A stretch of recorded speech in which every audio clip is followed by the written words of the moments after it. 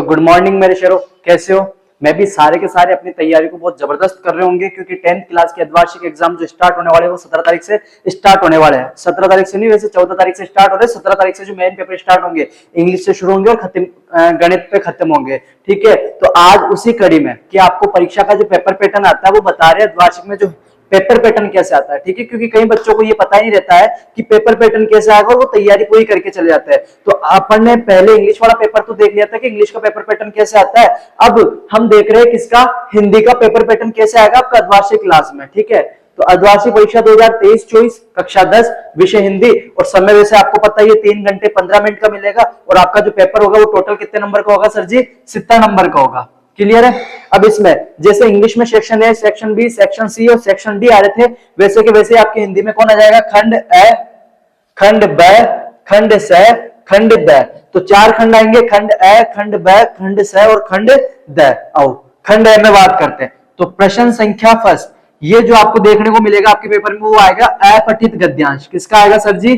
अपठित गद्यांश, मतलब किताब से बाहर का आएगा, अपठित आएगा। ठीक है, तो अपठित गद्यांश, इसमें कितने नंबर आएंगे? तो कितने क्वेश्चन आएंगे? 1 2 3 4 5। पहले अपठित गद्यांश में कितने क्वेश्चन आएंगे? 5 क्वेश्चन आएंगे। ठीक है शेरों, अब ये ध्यान रखना, इस 5 क्वेश्चन तो आएंगे इसमें, लेकिन हर क्वेश्चन कितने नंबर का रहेगा? 1 नंबर का। और ये ध्यान रखना, जो इसका पहला क्वेश्चन रहेगा, जो इसका पहला क्वेश्चन आएगा वो गद्यांश का उचित शीर्षक पूछेगा आपसे। तो ध्यान रखना, क्वेश्चन कितने, एक क्वेश्चन 1 नंबर का, टोटल क्वेश्चन कितने नंबर के आ रहे? 5 नंबर के। तो ये जो आपका अपठित गद्यांश आएगा वो कितने नंबर का आएगा सर जी? 5 नंबर का आएगा। और गद्यांश का मतलब समझ तो गए होंगे ना क्या?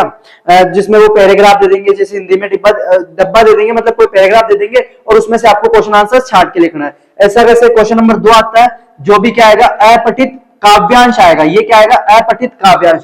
पोइम होती है अपनी कहानियां, ठीक है, कविता है, वो आएगा। इसमें भी कितने क्वेश्चन आएंगे? 5, 1 2 3 4 5। और यहाँ पे भी जो पहला क्वेश्चन आएगा वो शीर्षक पूछेगा। यहाँ पे भी जो पहला क्वेश्चन आया था वो उचित शीर्षक पूछा था कि ये गद्यांश या पद्यांश जो है वो किसके बारे में कहना चाहता है। और यहाँ पे भी ये क्या पूछ रहा है? उचित शीर्षक पूछ रहा है। ठीक है शेरों, ओके। तो यहाँ पे भी एक क्वेश्चन 1 नंबर का, टोटल क्वेश्चन कितने? 5 नंबर के। तो ये भी कितने आ गया? 5 नंबर। और इन दोनों क्वेश्चनों को तो करना बड़ा आसान होता है। ठीक है, अगला क्वेश्चन नंबर 3, बहुचयनात्मक प्रश्न, मतलब अब में से चुनना है आपको बहुचयनात्मक प्रश्न। अब इसमें क्या आएगा? तो आपकी किताब के जो छोटे प्रश्न होते हैं वो कुछ भी पूछ सकता है। ठीक है, तो यहाँ पे ध्यान रखना, ये जो बहुचयनात्मक प्रश्न आएंगे कितने आएंगे? 10। 1 2 3 4 5 6 7 8 9 और 10। और ये ध्यान रखना, इन 10 प्रश्नों में से 9वां और 10वां जो प्रश्न आएगा वो आपका उपसर्ग और प्रत्यय से संबंधित रह सकता है, और 10वां प्रश्न जो आपका है वो संधि से संबंधित रह सकता है। मतलब संधि पूछ सकता है, संधि का नाम पूछ सकता है, संधि का भेद पूछ सकता है।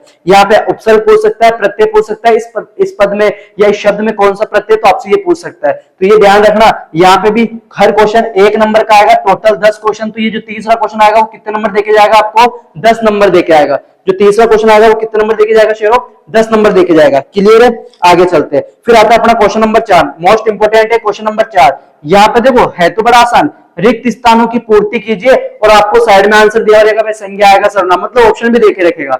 तो रिक्त स्थानों की पूर्ति करनी है, उचित शब्द का चयन। कितने क्वेश्चन आएंगे? 4 क्वेश्चन, 1 2 3 4। अब इन चारों क्वेश्चनों में पूछेगा क्या? तो इन चारों क्वेश्चनों में वो आपसे व्याकरण के जो है ना अपने, वो क्रिया पूछ सकता है, विशेषण पूछ सकता है, संज्ञा पूछ सकता है, सर्वनाम पूछ सकता है। हर क्वेश्चन 1 नंबर का आएगा। तो जो क्वेश्चन नंबर, हर क्वेश्चन चौथे नंबर में भी 1 नंबर का आएगा। टोटल क्वेश्चन कितने? 4। तो ये कितने नंबर का आ गया? 4 नंबर का। तो ये जो खंड ए है आपका बड़ा आसान है।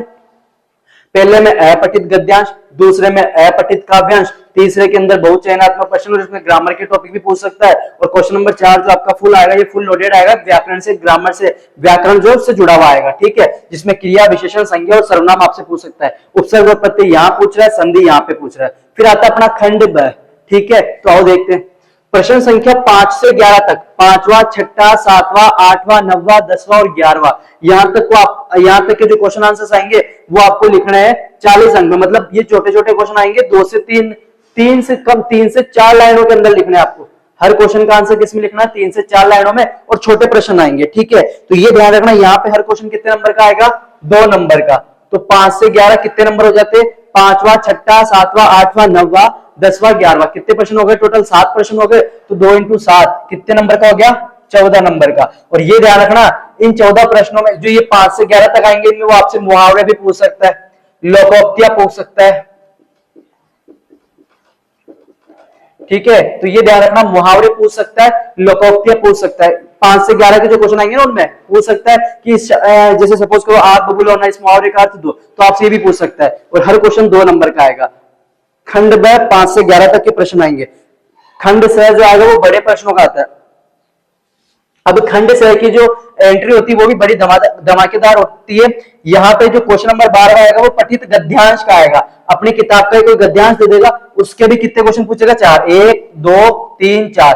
और हर बार पठित गद्यांश का पहले में तो आपको प्रसंग ही पूछेगा। यहाँ पे शीर्षक पूछ रहा था, यहाँ प्रसंग पूछेगा, दोनों एक ही चीज है, बस प्रसंग में थोड़ा ये होता है कि बड़ा लिख के बताना पड़ता है कि भाई इसके बारे में पूछा जा रहा है। ध्यान रखना, क्वेश्चन नंबर 12 पठित गद्यांश अथवा के अंदर आएगा।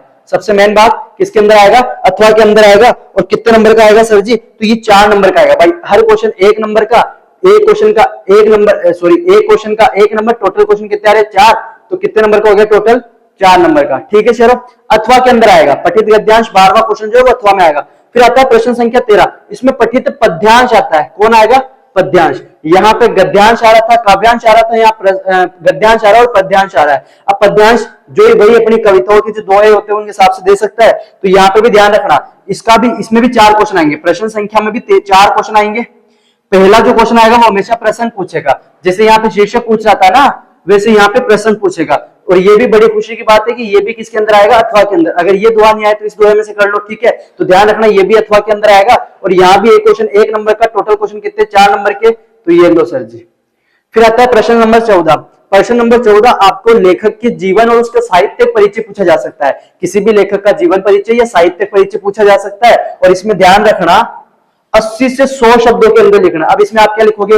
लेखक के जीवन में बारे में, भाई कहाँ जन्म हुआ, कहाँ से शिक्षा प्राप्त की, उनके माता पिता का नाम, उन्होंने क्या किया, और साहित्य परिचय में कि उन्होंने कौन कौन से पुरस्कार जीते, उन्होंने कौन कौन सी रचनाएं लिखी है, तो वो ध्यान रखना। और ये 80 से 100 शब्दों के बीच में लिखना है। मतलब कम से कम आपको 8 से 10 लाइनें लिखनी है इसके अंदर।